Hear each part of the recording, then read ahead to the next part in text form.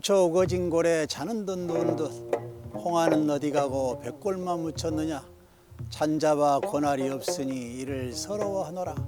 아마 우리가 그 학교 다닐 때에 굉장히 많이 읊었던 시조 아닌가요? 백호 임재 선생께서 황진이 무덤 앞에서 읊었던 시조로 알려져 있지요. 사실 평안도사로 부임하는 도중에 사실 황진이를 만나고 싶었지만 황진이는 이미 고인이 되었고 그래서 만날 수가 없는 그 아쉬움을 달래면서 무덤에 술 한잔 올리면서 읊었다는 시조입니다. 때로는 이 시조로 인해서 백호가 굉장히 많은 사람들의 지탄을 받았다. 어떤 그냥 고위 관료가 어떤 기생 무덤 앞에 술을 올리면서 그런 시를 읊을 수 있느냐, 뭐 이런 얘기도 했다고 하는데 당시에 뭐 이렇게 서로 시기 질투하는 그런 당쟁 속에서 나왔던 이야기라고 볼 수도 있겠죠. 이곳은 그 나주 회진면입니다. 그래서 이쪽에 있는 백호 임재 선생의 유적지인 귀래정, 곧 지금은 영모정이라고 하는데 원래는 1520년대 그 조선 중정 때에 귀래정 임붕이라는 사람이 이걸 건립했지만 그 후손이 나중에 다시 고쳐 지으면서 선조를 갖다가 영원히 사모한다 해서 영모정이라는 이름을 갖고 있는 백호 임재의 유적이라고 볼 수가 있지요. 백호 임재 선생은 조선 500년을 통틀어도 가장 천재 시인이자 풍류남아라고 할 수가 있어요.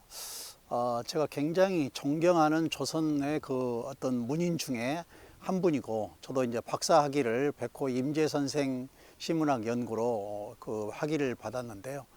백호 선생님의 시가 한 700여 수가 있고, 그 다음에 시조가 한 7수 정도 시조가 있거든요. 근데 많은 시조가 있는데 사실은 이 백호 선생님이 그렇게 오래 사신 분이 아니에요. 겨우 39세, 그러니까 40세도 못 살고 이제 돌아가셨는데 이분은 원래 선조는 이제 무인 집안이었어요. 그래서 본인은 문인이고, 그래서 문무를 넘나들면서 어떤 그 기질적인 것을 발휘했던 그런 인물이라서 어떤 벼슬이나 또는 세상의 어떤 것에도 구애받지 않는 그런 삶을 살았어요. 특히 청소년기에는 굉장히 자유분방한 그런 이제 삶을 살다가 나중에 나이가 좀 먹어서 속리산으로 들어가가지고 대곡 성운 선생한테 공부를 하게 되거든요. 그래서 중용을 갖다가 800번을 갖다가 읽고 내려왔다라는 그런 이야기가 있어요. 그때게 이제 속리산에서 그 중용을 읽으면서 남긴 또 말이 유명하기도 하죠. 도불 원인 인원도 삼비 속리 속리산 이런 말이 있어요. 도는 사람을 멀리지 않는데 사람이 도를 멀리하고 산은 속세를 떠나지 않는데 속세가 산을 떠난다. 이제 그런 말을 하고 있는 것이죠. 백호 임재 선생은 특히 아주 풍류적인 시가 많은데 그 중에서도 사귀었던 인물 중에 한 사람이 당시에 한우라는 기녀가 있었어요. 근데 한우가 찰 한자 비우자 한우거든요. 그러니까 다시 말하면 찬비라는 이름이죠. 그래서 그 한우라는 여인을 갖다가 유혹할 때에 읊었던 시라고 볼 수도 있는데 북창이 막다가야 우장없이 길을 나니 산에는 눈비 오고 들에는 참비 오네 오늘은 참비 맞았으니 얼어잘까 하노라 이런 시를 읽게 되죠. 그런데 이제 한우가 화답을 하는 시를 짓게 되는데 그 화답하는 시가 또 걸작이에요. 어이 얼어자리 무슨 일로 얼어자리 모난금 비단 잎을 어디 두고 얼어자리 오늘은 참비 맞았으니 얼어잘까 하노라. 그날 밤에 아주 그냥 녹여주는 것이죠. 이런 정도로 서로니 주거니 받거니 해야 서로 이 연애가 이루어지는 거 아니었겠어요? 백호 선생님의 호가 사실은 이제 백호, 풍강 또 여러 가지 그 호가 있는데 이 그 풍강은 사실은 이 앞에 흐르는 강을 풍강이라고 그래요. 그래서 여기가 지금 영산강의 상류 정도 되거든요. 그래서 나주 해진 쪽에 뒤에 흐르는 이 영산강을 갖다가 풍강이라고도 말합니다. 그리고 백호라는 곳은 지금의 순창 있잖아요. 이 순창이 백호 선생님의 외가였는데 거기에 어떤 섬진강의 하나의 그 지류를 갖다가 흰백자 물가오자 백호라고 합니다. 그래서 호를 막 거기서 얻은 호를 가장 즐겨 쓰지 않았는가 이렇게 볼 수가 있어요.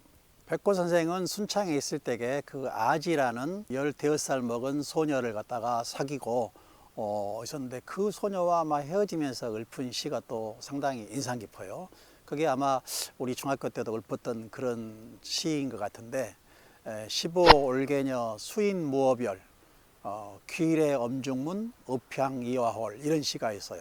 15살 먹은 소녀 사람이 부끄러워 말없이 이별하고 돌아와서 중문을 가리고 배꼽까지에 걸린 달을 보며 흐느껴 울더라라는 그런 시조가 있거든요. 그래서 여러 가지 그런 인간적인 시를 많이 읊기도 했는데 이 백호 임재 선생님은 짧은 생애를 살았지만은 큰 족적을 남긴 분이죠. 특히 어떤 벼슬이라든지 어디에 구애받지 않고 아주 호기스러운 그런 삶을 살았는데 돌아가실 때도 아주 이런 특이한 그 물곡시를 남겼어요.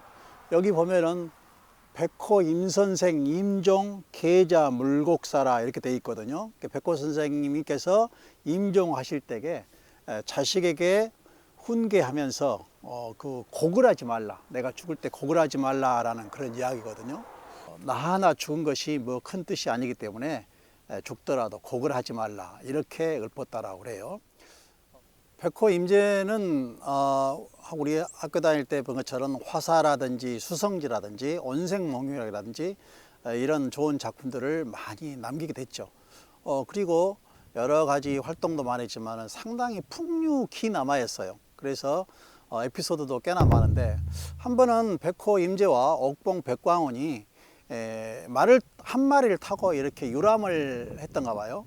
근데 하루는 백호가 말을 타면은 그 다음 날은 옥봉 백광원이 말을 타고 말을 안 탄 사람이 말고삐를 잡고 이렇게 갔어요. 하루는 이제 개성에 들어갔는데요. 개성에 딱 들어가서 어느 집에 대문을 두드리면서 주인을 만나서 하룻밤 밤이슬이나 피하고 싶소 하니까 그 주인이 하는 말이 너희들이 밤이슬을 피하고 하룻밤 시작하려면은 시나 한 수 지어야지 그냥 지어줄 수 없다 이렇게 말하거든요.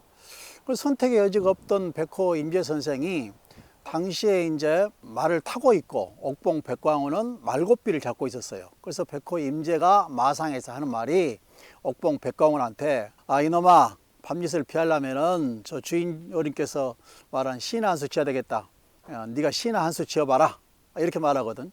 그래서 옥봉 백광원이 예 주인 어른 그럼 제가 시나 한 수 지어보겠습니다 그러거든요. 그래서 그 즉석에서 시를 한 수 짓습니다. 그 시가 바로 이런 시인데 한양기객화 송경 만월대공 수요성 가련 500년 만사 진인청산 두성 이렇게 딱 시를 죠. 일필이지로 풀이하자면 무슨 뜻이냐면은 한양 돌아가는 나그네 송도를 지나는데 만월대는 텅 비어 있는데 물만 둘러 흐르는구나. 가련구나 500년 고려의 일사가 사람은 다 가는데 두견새 소리만 슬피 오는구나. 이렇게 그 고려의 망한 500년의 그 유적을 갖다가 한 수의 시로 이렇게 탁 이렇게 표현하는 거예요.